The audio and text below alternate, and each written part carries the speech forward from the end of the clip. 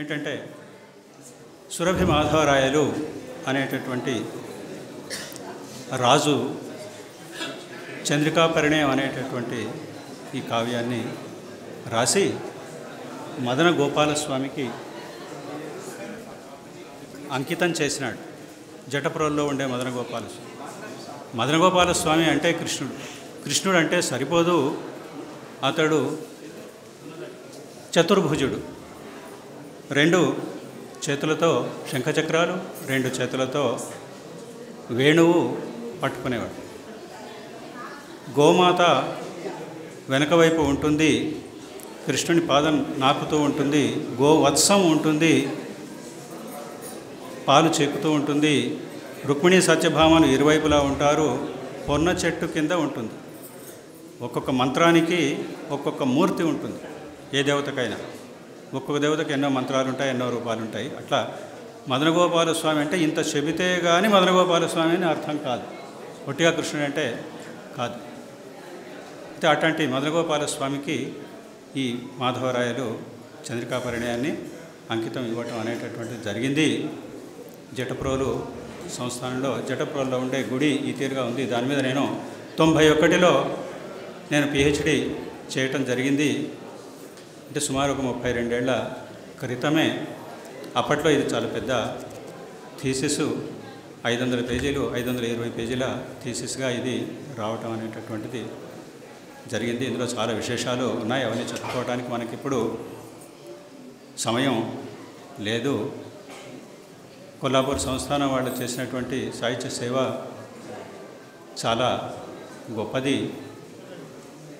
వాజపేయాజుల రామసుబ్బారాయుడు గారని వెస్ట్ గోదావరి నుంచి పిలిపించి ఆ రాజుగారు వసతి సౌకర్యాలన్నీ కల్పించి కొల్లాపూర్లో ఉంచేసేసినాడు. అక్కడ హై స్కూల్కు హెడ్ మాస్టర్గా చేసినాడు. అక్కడ విద్యాబోధన మొదలైనటువంటి వారి చేత చేయించినాడు. ఆయన ఏం చేసినాడు, గొప్ప పండితుడు, సాయి భక్తుడు, స్నేహలతా కవితా సంఘము అని ఒక లిటరరీ అసోసియేషన్ స్థాపించి ఆయన ఎంతోమందికి కవిత్వం నేర్పి పుస్తకాలు రాయించి ప్రచురింపజేసినాడు. రాజుగారి ఖజానా నుంచి డబ్బు శాంక్షన్ చేయించి ఆ పనులన్నీ చేయటం జరిగింది. అందులో సుమారు 200 పుస్తకాలు ప్రచురితములైనాయి. అందులో మా నాన్నగారు రాసినటువంటి, మా నాన్నగారి పేరు రామేశ్వరరావు గారు, శ్రీరామభూవర శతకము అనేటటువంటిది రాసినాడు అప్పట్లో. ఎప్పుడంటే 1957లో ఇది పుస్తకం. అప్పట్లో ఈ పుస్తకం అంటే చాలా గొప్ప క్రౌన్ సైజులో ఉండేటటువంటి, ఇప్పుడు అవుట్డేటెడ్ అయిపోయిన ఈ కాగితాలన్నీ విరిగిపోయేటటువంటివి, మాసిపోయేటటువంటివి. మరి అప్పట్లో ఇది రాయటం జరిగింది. మా నాన్నగారికి ఛందస్సు నేర్పి పద్యం రాయించి ఈ పుస్తకం పబ్లిష్ చేసి, దీన్ని చూసి నేను చాలా కాలం తర్వాత ఇట్లా ఉంటే బాగుండదని మళ్ళీ 2005లో ఈ పుస్తకంగా పబ్లిష్ చేయించటం జరిగింది. రామభూవర.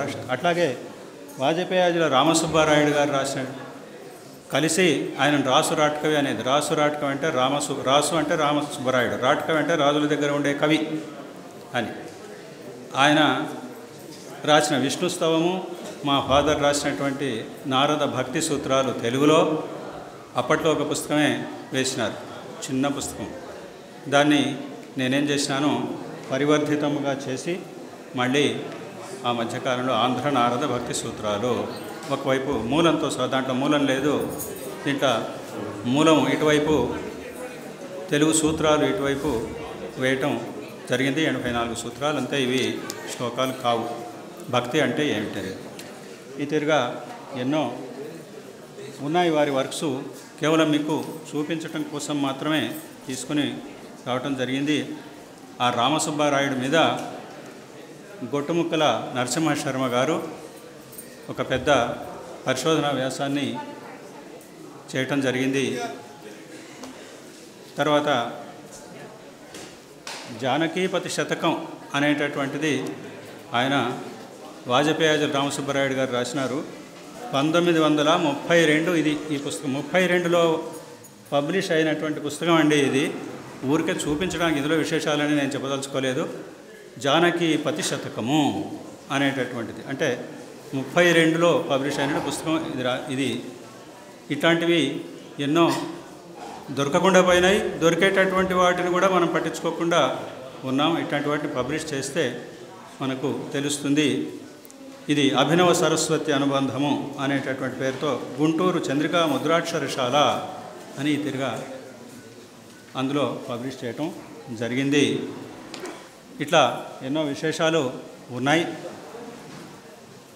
వారు ఎంతో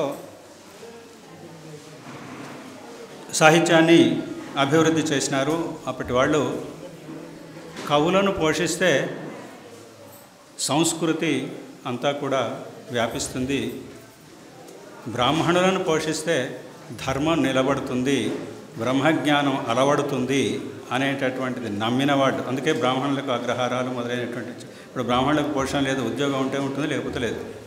వాళ్ళకి ఇచ్చే దక్షిణ కూడా మనం కొసురుకుంటుంటాం, మరి మీకు ఇంతెందుకు అంతెందుకు అని. సరే, ఆ విషయాలు వేరే. అయితే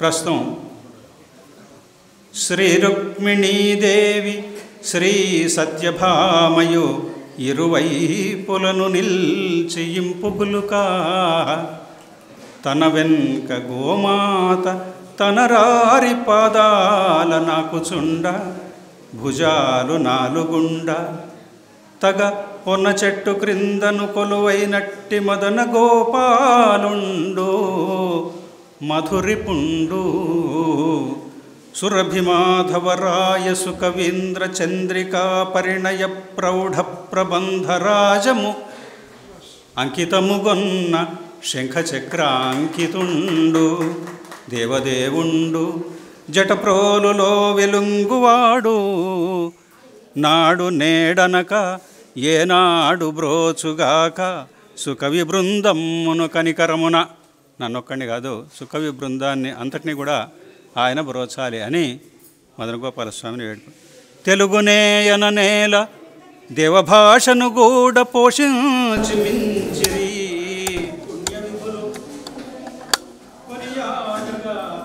మదన గోపాల మహాత్మ్యమను సంస్కృతపు కావ్యమ అవతరించే. కొన్ని కావ్యాలేనా? కావ్యాలే అననేల కమనీయమైన వ్యాఖ్యానముల్ వచ్చే సంస్థానమందు చంద్రికా పరిణయ సత్ప్రబంధమునకు శరదాగమ వ్యాఖ్య సంతరించి వెలిగిపోయినారు వెల్లాల అవధాన వంశవర్ధనులగు పండితులిట. వెల్లాల సదాశివశాస్త్రి, అవధానం శేషశాస్త్రి అనేటటువంటి వాళ్ళు ఈ చంద్రికా పరిణయానికి వ్యాఖ్యానం రాసినారు. శరదాగమ వ్యాఖ్య అంటారు దాన్ని. మరి అవన్నీ మహనీయమైనటువంటివి. అయితే పైస విలువ ఒకటే పరిగణింతురు నేడు, భాష విలువ బయటపడెను నాడు. ఇవాళ పైస యొక్క విలువనే మనం చూస్తూ ఉన్నది, కానీ భాష యొక్క విలువ కాదు. ఆనాడు భాష యొక్క విలువను చూసినాడు. పైస విలువ ఒకటే పరిగణింతురు నేడు, భాష విలువ బయటపడెను నాడు. వాజపేయ వంశంబను పాలసంద్రమునకు నిండైన జాబిల్లి అనగజెల్లు రామసుబ్బరాయని గొల్తు ప్రేమ మీర నాదు తండ్రి రామేశ్వరునకు గురుండు. అది వాసిగ స్నేహలతా కవితా సంఘమును నెలకొల్పి తగనాతండున్ ఈ సంస్థానమునందే తా సాహితీ చేవజేసి ధన్యుండాయన్. పొత్తములు 200 ఉత్తమ సాహిత్యమలరుచుండెడునవి అత్సొత్తింపగలిగినిట. తన పెత్తనమున రాసురాట్ కవి మహాశయుడున్. అది సరస సాహిత్యమే కాదు, సంప్రదాయ రక్షణము చేసి సంస్థాన రాజులిటర పేరుగన్నారు మర్వంగలేరెవరును. నేటి నాయకులటు గారు నాటివారు, ఇప్పటి నాయకులు లాంటి వారు కాదు అప్పటి వాళ్ళు అని చెప్పి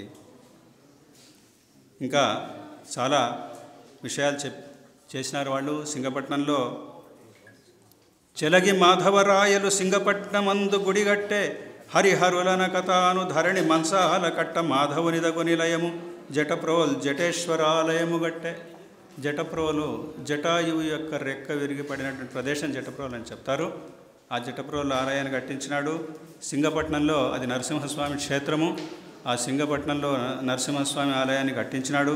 హరిహరులు అనే భేదం అనేటటువంటిది చూపలేదు. తర్వాత రత్నలక్ష్మి, రత్నగిరి అనేటటువంటి చోట ఆ నరసింహస్వామికి దూరంగా అక్కడ లక్ష్మీదేవి పేరు రత్నలక్ష్మి అంటారు. ఆ రత్నలక్ష్మిని ఆ రాణిగారు స్థాపించింది.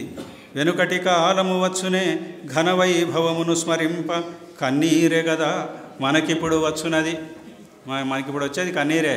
వెనుకటి కాలం స్మరిస్తే ఏమనగలమిక మంచి కాలమది ఎన్నటికో. వసుధనేమాయ సంస్థాన వైభవంబు నేడు సాహితీ వైభవము ఓడిపోదు. నాడు నేడును స్థిరమై నడుచుచుండు నడచి నడపించు లోకంబు అడుగు నడువు. సంస్థానాలన్నీ కూడా కనుమరుగైపోతూ ఉన్నాయి కాలగర్భంలో. అది కాలం యొక్క పని. చట్టం తన పని తాను చేసుకుంటూ పోతున్నట్టు కాలం తన పని తాను చేసుకుంటూ పోతుంది. కానీ సాహిత్యం మాత్రం కనుల పండుగ చేస్తుంది, కనువిందవుతుంది. మరి దాన్ని మనం గుర్తుపెట్టుకొని సాహిత్యాన్ని పోషించవలసి ఉన్నది అని చెబుతూ నేను ముగిస్తున్నాను. ఈ అవకాశం ఇచ్చినటువంటి సంస్థాన వారసులైనటువంటి కామినేని అనిల్ గారికి, బాబ్జీ గారికి, వారి అనుచర గణానికి కృతజ్ఞతాంజలులు తెలుపుకుంటూ నేను సెలవు తీసుకుంటున్నాను. ధన్యవాదాలండి. జటప్రోలు సంస్థాన వైభవాన్ని మీ అద్భుతమైనటువంటి పద్యరత్నాలతో ఆవిష్కరించారు డాక్టర్ వెలుదండ వారు. వారికి ఒక్కసారి కరతాళ ధ్వనులతో మనం అభినందిద్దాం.